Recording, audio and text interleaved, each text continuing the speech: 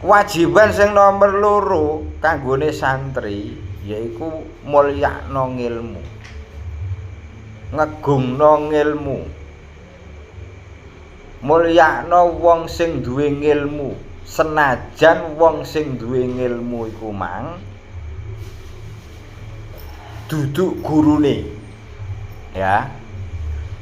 Senajan wong sing duwe ngilmu iku mau dudu gurune, ora gurune.